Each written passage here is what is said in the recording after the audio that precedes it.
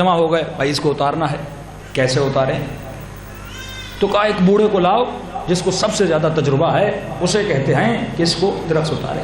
بوڑھے کو لایا گیا، کہ بیچارہ درخت پہ پھنس گیا ہے، اس کو کس طرح اتارا جائے؟ تو اس نے کہا رسی لاؤ، رسی لائی گئی، اوپر پھینکو، پھینکی۔ اس شخص کو کہا کہ اپنی کمر میں باندھو، کمر میں باندھا، اب کھینچو۔ اس کو کھینچا، سیدھا کہ زمین پہ گر کے مر گیا۔ اب بوڑھے کو کہا یہ آپ نے کیسا فتویٰ دیا؟ ہم تو آپ کو تجربے کار سمجھتے تھے کہ بھائی آپ بچاؤ، عمر زیادہ ہے، تجربہ زیادہ ہے۔ وہ کہتا میرا کیا قصور؟ جب بھی کوئی کنویں میں گرا میں نے رسی پھینکی، اسی طرح کھینچا تھا۔ جب بھی کوئی کنویں میں گرا میں نے رسی لگا کے اسی طرح کھینچا تھا، یہ بھی وہاں پہ پھنس گیا، میں نے وہی قانون لگا۔ اسے کہتے ہیں قیاس، یعنی ایک ہی حکم کو مختلف جگہوں پہ لگانا۔ لیکن شکر کریے آپ اہل بیت کے ماننے والے ہیں، ہمارے وجود میں عقل ہے، معصوم نے عقل ہمیں عطا کی ہے۔ معصوم فرماتے ہیں ہر جگہ پہ قیاس نہیں کر سکتے، فقہی ہر مسئلے میں قیاس نہیں کر سکتے۔ اگر حکم دینا ہے تو عقل کے ذریعے سے حکم دیا جاتا ہے۔ 4 ذریعے ہیں، قرآن، سنت، اجماع، عقل۔ اس کے ذریعے سے ہم مختلف فتوے دیتے آئے۔ اور پھر اعتراض کیا جاتا ہے کہ آپ امام جعفر صادق کو کیوں مانتے ہیں؟ صلوات پڑھے مولا کی شان۔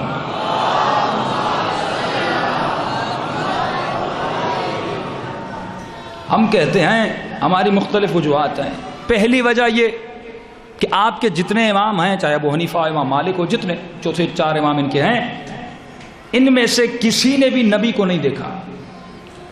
ان کا فاصلہ اور نبی کے درمیان 60-70 سال کا فاصلہ ہے۔ پہلی تو یہ وجہ۔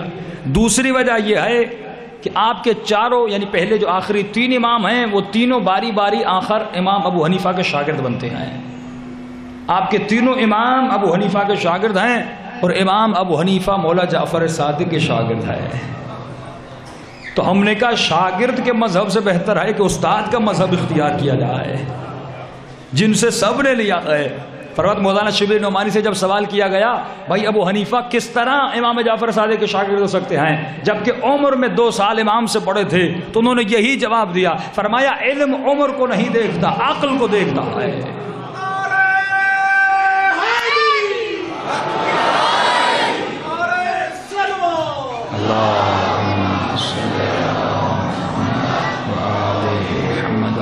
اس لیے ملتا جناب جابر ابن عبداللہ انصاری، نبی خدا کے صحابی، 102 سال عمر ہے۔ نبی نے جابر کو کہا تھا جابر تو میرے ایک بیٹے کو دیکھے گا جس کا نام باقر ہوگا۔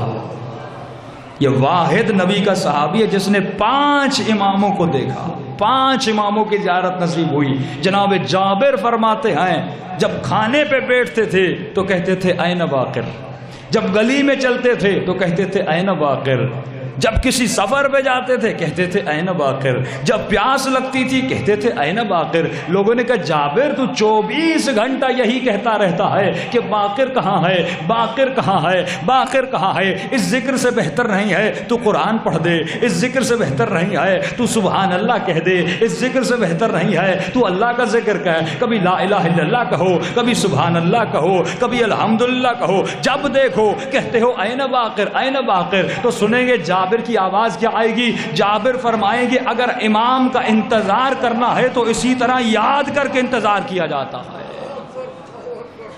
جس کے انتظار کے لیے مجھے نبی کہہ کر گئے ہیں 24 گھنٹہ میں اس کا انتظار کرتا ہوں۔ 102 سال کا صحابی ہے اور میرے امام باقر 7 سال کی عمر ہے۔ جب مولا کے سامنے آتے ہیں تو زانوے ادب لگا کر بیٹھ جاتے ہیں۔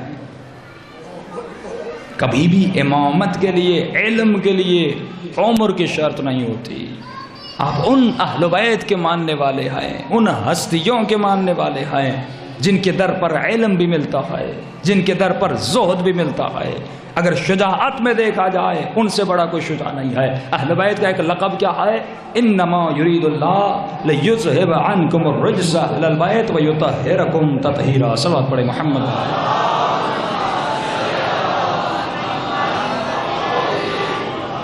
فرماتے رجس کی معنی کیا ہے کہ خدا کہتا ہے میں نے اہل بیت سے رجس کو دور رکھا۔ علماء فرماتے رجس کی معنی ہے لغت میں مقابلہ، تقابل۔ کیسے کہتے ہیں؟ تقابل، دو چیزوں کو آپس میں مقابلہ کیا جائے. مثال کے طور پہ میرے پاس ایک پتھر ہے، میرے جیب میں پڑا ہوا ہے، آپ اس کے مقابلے میں ڈائمنڈ، ہیرا لاتے ہیں تو میرے پتھر کی قیمت کم ہو جاتی ہے، ارزش گر جاتی ہے.